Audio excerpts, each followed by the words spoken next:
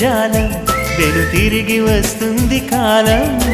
రేపుగా మన పాపగా పుడుతుంది సరికొత్తగా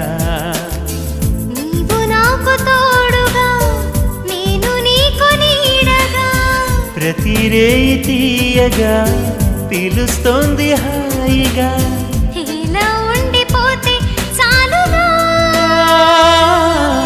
నువ్వంటే నాకిష్టమని అన్నది నా ప్రతి శ్వాస